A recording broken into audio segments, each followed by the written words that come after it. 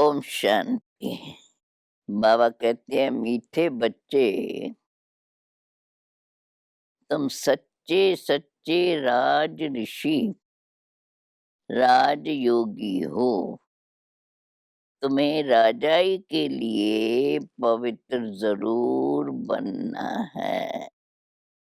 प्रश्न, कौन सा अटेंशन राजाई के लायक बना देता है?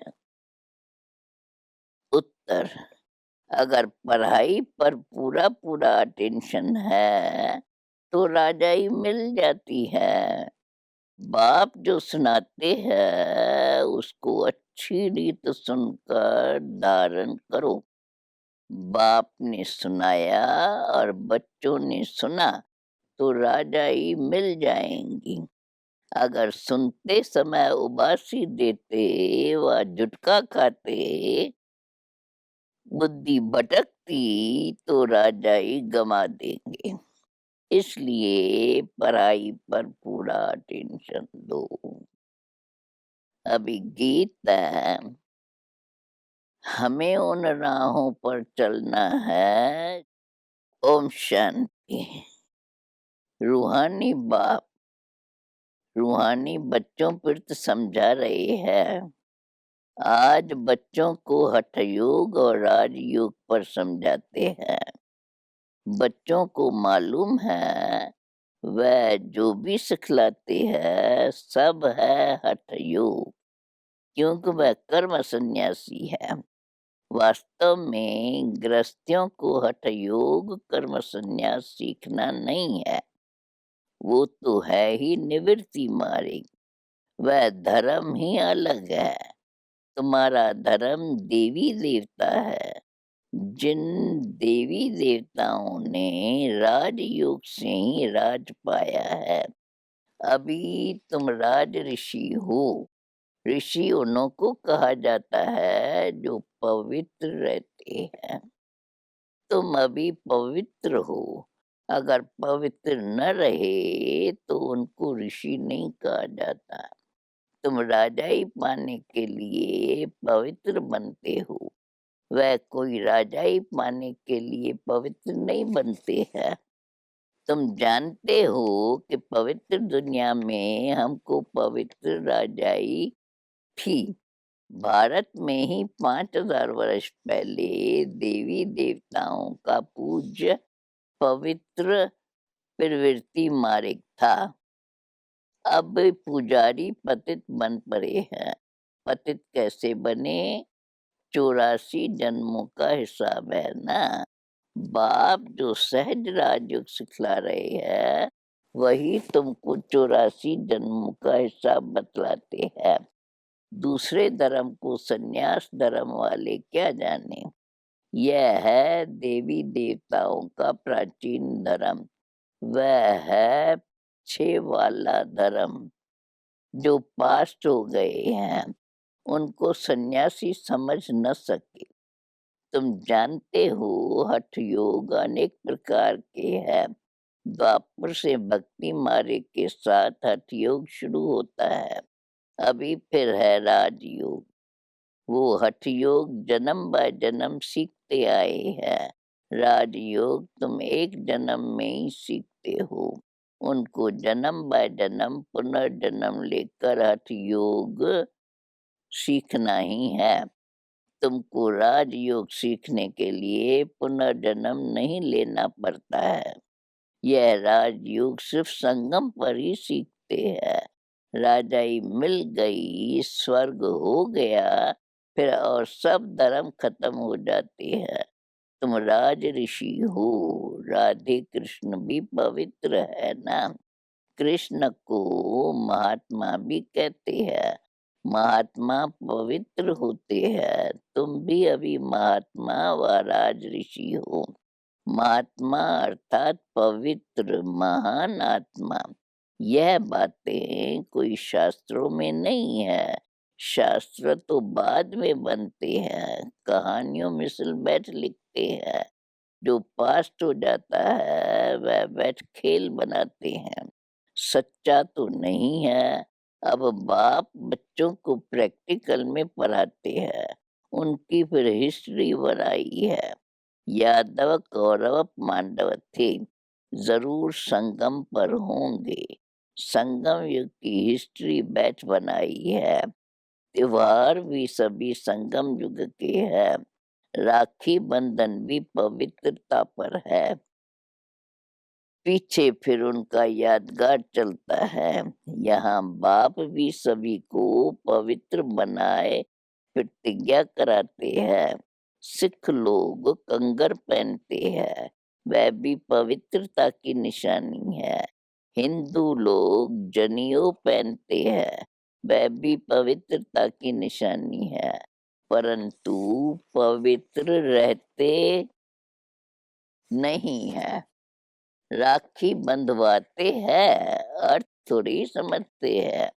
आगे ब्राह्मण लोग राखी बांधते थे, अभी बहन भाई को राखी बांधती है, वह खर्ची देते हैं। यह सब अभी फैशन पड़ा है, वास्तव में ये है पवित्रता की बात। बाप कहते हैं बच्चे, काम महाशत्रु है। वह ब्राह्मण लोग कोई ऐसे नहीं समझाते हैं।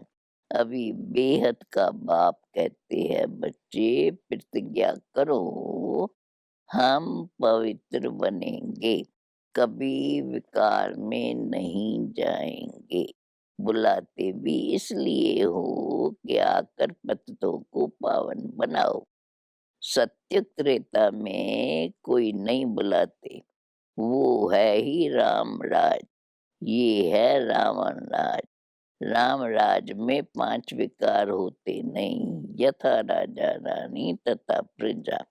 अभी तुम बच्चे जानते हो, हम बाबा से स्वर्ग की बादशाही ले रहे हैं, इस नरक से जाना जरूर है।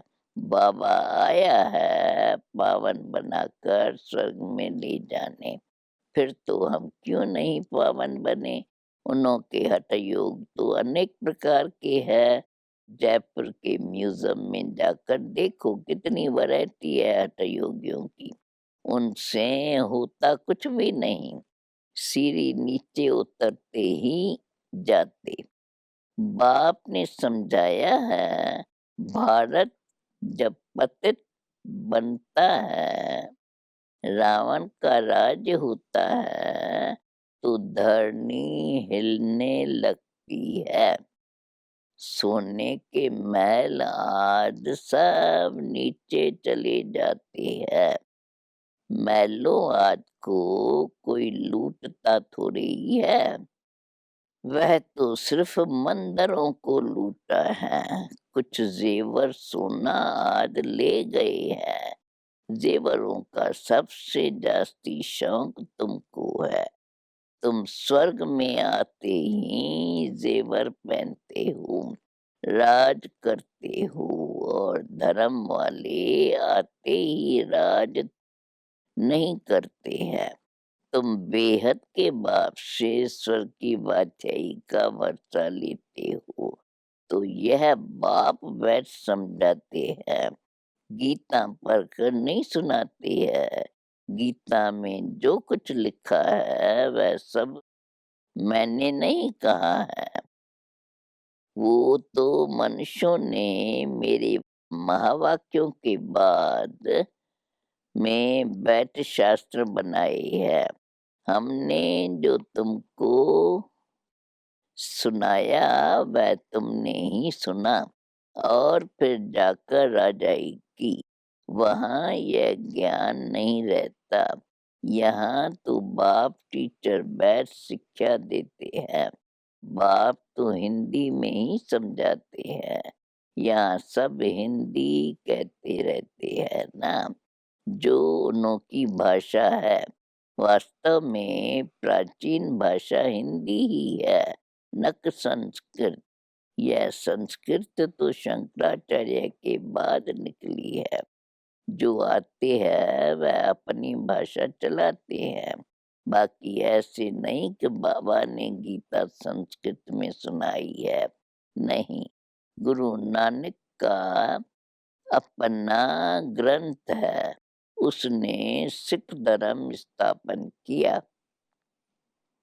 उनको भी अवतार मानते हैं, उसमें राजाई भी होती है, सन्यासियों में राजाई नहीं है। बाबा ने समझाया है, बुद्ध क्राइस्ट आदि पहले गृहस्थी आत्मा थी, अब गृहस्थी पतित आत्मा तो धर्म स्थापन कर न सके। उनमें पवित्र आत्मा आई, जिसने धर्म स्थापन किया। दूसरे धर्म तो किस्म किस्म के बहुत है, आकर अपना छोटा मठ फिर पंथ स्थापन करते हैं। झार में भी दिखाया है ना, तो हठ योग और राजयोग में बहुत अंतर है। ये बातें समझने की है, जिसको समझ में नहीं आती होंगी वो जुटका खाते रहते व उबासी देते रहेंगे।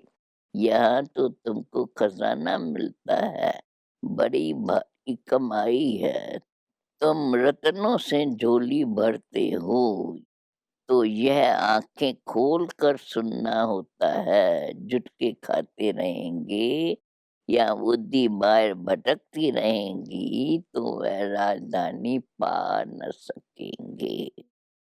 तुम हो राज ऋषि, राजाई प्राप्त करने वाले। बाप राजधानी स्थापन करते हैं, श्री कृष्ण नहीं करते। कृष्ण तो बाप का वर्षा लेते हैं।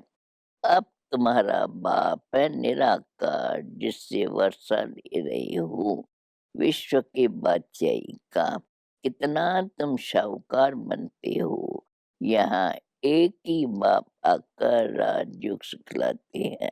सो भी घूमो फिरो खाओ पियो, फिर बाप को याद करो। शाहूकार जरूर अच्छी रीत खाएंगे, वह तो अपनी कमाई का फल खाते हैं। मालपुड़ा खाओ या रोटी खाओ, याद करो बाप को। भले कुछ भी खाओ, पैसा तब किसके लिए है? बाबा कोई मना नहीं करते हैं, सिर्फ बाप से योग लगाना है। इस राजाई स्थापन करने में खर्चा नहीं है।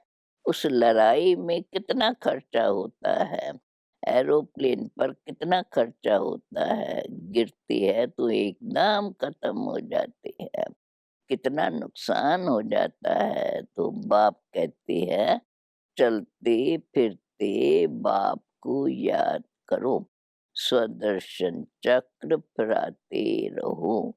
हमने 84 जन्म पूरे किए हैं, अब चले वतन की ओर, घर जाकर फिर आए राजाई करेंगे। तुम एक्टर्स हो ना, वह बायोस्कोप तो 2 2.5 घंटा चलता है, यह बेहद का नाटक 5,000 वर्ष चलता है। उनको मनुष्य ही जान सकते। यह दुनिया है कांटों का जंगल, बड़े ते बड़ा कांटा है विकार का, जो आदि मध्य अंत दुख देते हैं। दूसरे नंबर का कांटा है क्रोध, उनकी निशानी यह महाभारत लड़ाई देखो। कोई बात में गुस्सा आया तो झट बाम शुरू कर देंगे। अभी तो ऐसे ऐसे बॉम्ब्स बनाए हैं जो बात मत पूछो। सत्य में कोई लड़ाई याद होती नहीं, संगम पर ही ये महाभारत लड़ाई दिखाई है।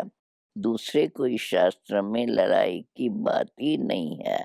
वहां तो सारी विश्व के तुम मालिक हो, लड़ाई की बात हो न सके। शास्त्रों में असुरों और देवताओं की लड़ाई दिखाई है, परंतु देवताएं तो अहिंसक है।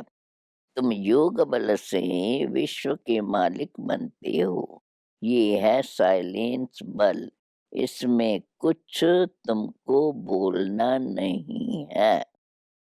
याद के बल से तुम बाबा से विश्व की बातें लेते हो, विस्तार देखो कितना है, साइंस बल से विनाश होता है, उसी ही साइंस से फिर सत्युग में सुख देखेंगे। साइंस से इन्वेंशन करते हैं, वह तो सुख के लिए करती है, यह भी आकर कुछ ज्ञान लेंगे। प्रदर्शनी में तो सब आते हैं, आगे चल सब आएंगे, तुम्हारी इस साइलेंस बल का आवाज निकलेगा। तुम प्रश्न पूछते हो गीता का भगवान कौन? ऐसे प्रश्न कोई पूछ न सके। जहाँ यह प्रश्न लिखते हैं तो उनके साथ चित्र भी दो। गीता का भगवान परमपिता परमात्मा या श्री कृष्ण, जो पूरे 84 जन्म लेते हैं। पतित से पावन बनाने वाला तो बाप ही है। कृष्ण की आत्मा तो 84 जन्म ले सांवरे बनी है, उनको बैठ समझाते हैं। तुमने 84 जन्म लिए हैं, तुम अपने जन्मों को नहीं जानते हो। एक्टर्स को पता तो होना चाहिए ना कि हम 84 जन्म कैसे लेते हैं। सन्यासियों का धर्म ही अलग है। भारतवासियों को अपने धर्म का पता न होने कारण और धर्मों में जाते रहते हैं। किसी गुरु की आशीर्वाद से किसको धन मिल गया तो उनके पीछे चटक पड़ेंगे। फिर दिवाला निकला तो कहेंगे खुदा की भाभी, बच्चा मिला बहुत खुशी होंगी। अच्छा 10-12 दिन के बाद बच्चा मर गया तो कहेंगे ईश्वर की भाभी, इनको जिंदा करना हमारे हाथ में नहीं है। बाबा की बहुत ऐसे मिसाल देखे हुए हैं। ऐसे ऐसे बहुत होते हैं। यहाँ तो बाप बैठा है, बाप बच्चों को समझाते हैं, मीठे मीठे बच्चों पावन बनो। याद है जब महाभारी महाभारत लड़ाई लगी थी तो द्रौपदी ने पुकारा था, बाबा हमको यह दुशासन नंगन करते हैं, हमको इनसे बचाओ। 5000 वर्ष की बात है। इन अबलाओं पर अत्याचार सब पर ही होते हैं। कई तो स्त्रियां भी ऐसी होती है जो विख बगैर रह नहीं सकती। उन्हों का नाम भी रखा हुआ है सुपनखा, पूतना। जो विख के लिए तंग करती है वो है कंस, जरासंधी, शिशुपाल।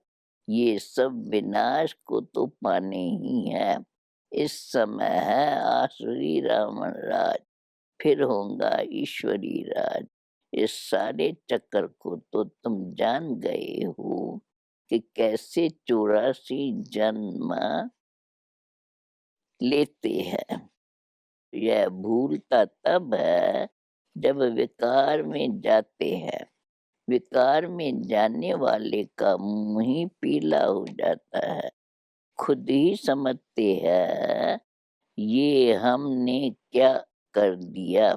बाप कहते हैं बच्चे इस विषय गट्टर में मत जाओ, ये तुमको आदि मध्य अंत दुख देने वाला है, इसमें न पड़ो। कसम उठाओ कि हम विकार में कभी नहीं जाएंगे। भगवानो वाच्य है, काम महाशत्रु है। हर एक चित्र में पहले तो यह लिखो, ज्ञान सागर पतित पावन गीता ज्ञानदाता शिव भगवानो वाच्य। तो फिर कृष्ण का नाम उड़ जाए। हमको गीता का भगवान बैठ यह बतलाते हैं, वही ज्ञान हम लेते हैं। भगवान ही आकर नई दुनिया स्थापन करते हैं और पुरानी दुनिया का विनाश होता है। रुद्र ज्ञान यज्ञ है ना, असल है शिव बाबा, रुद्र बाबा नहीं कहेंगे। बॉम्बे में बाबरी नाथ का मंदिर है। अब बबुल कहा जाता है कांटों को। बाबरी नाथ नाम क्यों रखा है, यह कोई समझते नहीं है। चित्र तो शिव का ही है, बाकी तो अनेक नाम रख दिए हैं। शिव बाबा ही आकर कांटों के जंगल को फूलों का बगीचा बनाते हैं। वही तुम्हारा बाबा है, उनका नाम है शिव। शिव परमात्माय नमः, ब्राह्मण देवी देवताय नमः अक्षर बिल्कुल क्लियर है। अब वह परम पिता परमात्मा बैठ इस रथ द्वारा समझा रहे हैं। हूबहू जैसे लौकिक बाप समझाते हैं, बच्चे हमारे कुल को कलंक नहीं लगाना, कोई खराब काम नहीं करना। यह बाबा भी कहते हैं, बच्चे विकार में तो कभी नहीं जाना। पवित्र बनने बगैर स्वर्ग में ऊंच पद पा नहीं सकेंगे। बहुत जबरदस्त कमाई तुम कर रहे हो, बाकी सब गंवा रहे हैं। भल कोई के पास पदम है, बड़े बड़े महल बना रहे हैं, लाखों रुपए खर्च करते हैं, तुम समझते हो वह सब वेस्ट ऑफ टाइम है। ये कुछ काम नहीं आएंगे, सब खत्म हो जाएगा। वह तो समझते हैं 10-12 हजार वर्ष चलेंगे। तुम बच्चे जानते हो मौत तो सामने खड़ा है। थोड़े समय के अंदर ये अर्थक्वेक हो सब डामाडोल हो जाएगा। अर्थक्वेक में अनगिनत मर जाते हैं। अब तो विनाश होना ही है। विनाश का साक्षात्कार और स्थापना का साक्षात्कार किया है, सो फिर इन आँखों से देखेंगे। भक्ति मार्ग में कितना कुछ करते हैं, परंतु कोई वैकुंठ में जा न सके। ज्ञान बिगर सद्गति हो न सके। यह सब भक्ति मार्ग के खिलौने हैं। अच्छा, मीठे मीठे सिकिलदे बच्चों पर मात पिता बाप दादा का याद प्यार और गुड मॉर्निंग। रूहानी बाप की रूहानी बच्चों को नमस्ते। अब धारणा के लिए मुख्य सार। कुल कलंकित करने वाले कोई भी खराब काम नहीं करना है। पवित्र बनने के अपने आप से प्रतिज्ञा करनी है। अब अपना टाइम मनी वेस्ट नहीं करना है। फूलों के बगीचे में चलने के लिए कांटे निकाल देने हैं। वरदान। पहले आपके पाठ द्वारा ताजदारी बनने वाले चतुर सुजान भव।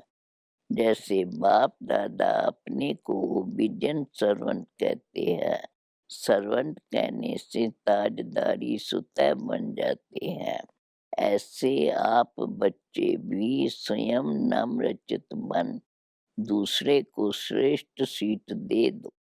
उनको सीट पर बिठाएंगे तो वह उतर कर आपको स्वतः ही बिठा देगा। अगर आप बैठने की कोशिश करेंगे तो वो बैठने नहीं देगा। इसलिए बिठाना ही बैठना है। तो पहले आपका पाठ पक्का करो, फिर संस्कार भी सहज मिल जाएंगे, ताजदारी भी बन जाएंगे। यही चतुर सुजान बनने का तरीका है। इसमें मेहनत भी नहीं, प्राप्ति भी ज्यादा है। लास्ट में स्लोगन है, अंतर्मुखी